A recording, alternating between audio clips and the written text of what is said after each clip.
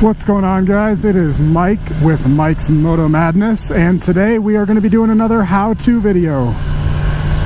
Today's how-to is going to be a pretty simple one. It's going to be for beginner type riders who are not very experienced riding.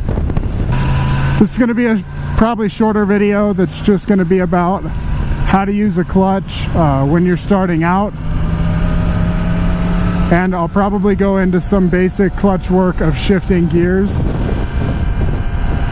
I'm not going to cover downshifting in this video. I will cover that in a future video. What I'm going to do is find a simple little area here that I can go where I'm not going to be impeding traffic, and I can kind of show you guys what to look for when you're starting to use a clutch. This is going to be something that's different on every single bike. Some clutches start to grab like really close to the handle. Other clutches you have to put pretty far out before they start to grab. Some clutches have a really long period of time that they gradually start to grab, and others just grab right away. Okay guys, so to get started, you're on the bike is on, it's in neutral. You're going to start first by placing your hand on the clutch. You can put your hand on the brake if you want to. I cover it, I don't actually squeeze it, so I just have my hands there just in case. Once the clutch is in, you're going to put it into first gear. Once you're in first gear, you're going to give it a little bit of throttle. On my R1, it depends on the type of hill. 3,000 is usually pretty good if the road's flat like this. If it's a little higher slope, I'll put it at 4,000, 5,000, right in there. But you're going to roll on the throttle a little bit just to get started practicing. Let out the clutch until you feel the bike start to roll forward. That's what's called the friction zone. So that's where the clutch starts to grab. It's not going to be strong enough to actually drive with, but if you gradually let out from there, it'll start to grab more and more. When you're going through the friction zone, you want to let it out slow. Otherwise, when you're going, if you let it out too fast, you're going to stall the bike just like that, okay? So again, you're going to roll on the throttle. You're going to go out to the friction zone. You're going to feel that, and then you're going to gradually release until you get going. Once you get going, you can let that clutch out and the bike will go. You don't want to let the clutch out too fast because again, it will stall on you. So again, you're stopped.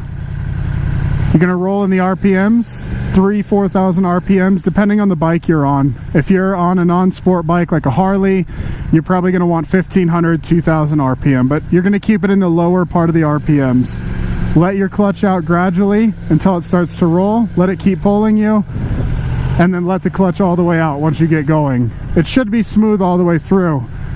What you guys are going to want to do is practice this 20, 30, 40, 50 times until you feel like you've got it comfortably.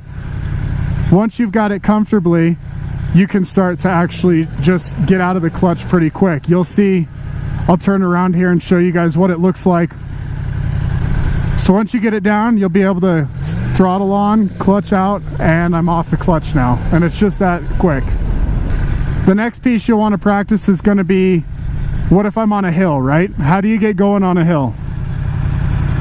It's going to require a little bit more clutch. What I'd recommend is going up against a sloped curb like this one and give it a little more RPM and let the clutch out. As you're letting the clutch out though, you're going to need to give it a little bit more power just to make it to where you can get up the curb. Just go ahead and practice this. Again, do it 10, 20, 30 times until you feel like you've got it down. Up the curb. Just practice it over and over and over until you feel like you get it. You're going to throttle on, friction zone, let it out, let it pull you up the curb, and that's it. That's going to help you on a hill because if you're having a hard time getting started, you're going to know where that point is on your bike that you can get going. The other thing you can practice is get about halfway up the slant, put your brake on. When you do that, right now I'm on the slope. If you see that, my tire's not sitting on the ground. So I'm going to give it a little bit of throttle, go to the friction zone until the friction zone's holding the bike, and then let off the clutch and go up the curb. That'll help you so that you don't roll back at all if you're at a stoplight and the car's right behind you or something like that. All right guys, those are kind of the basics of getting going from a stop. You've got just flat ground getting going, Then go ahead and practice rolling it up a curb. Practice that friction zone and keeping on the throttle so you don't stall the bike. After that, you can either go to a hill or go partially up the curb, and just practice rolling up the curb like that so that you're not rolling back if a car's behind you.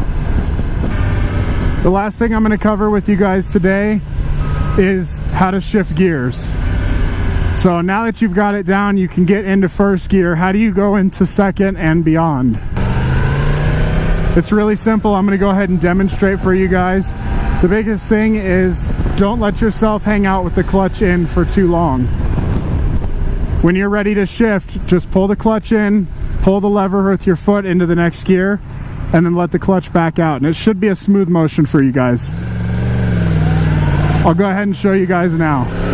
So I'm in first, clutch in, up, and clutch out. And we're in second. Clutch in, up, and third. Go into fourth. I'm going to go ahead and clutch in, pull the lever up, clutch out, and we're in fourth. And that's it, guys. I'll have a future video for how to rev match and downshift properly and that kind of thing. But for this one, that's going to be it. Should get you guys on the road and at least going in the right direction. Obviously, guys, make sure that you are adequately prepared to do other types of riding. This is good for dirt bikes, four-wheelers, anything with a clutch, really. So make sure that whatever type of riding you're doing, you're prepared to do more than just get going, because that's all this video covers. Thank you guys for watching. I hope that this was helpful for you. Go ahead and throw a comment down below if you have something to say. Hit that like button if it helped you out, and go ahead and subscribe if you're not already subscribed. I do motovlogs 3 times a week. Have a great day, guys, and ride safe.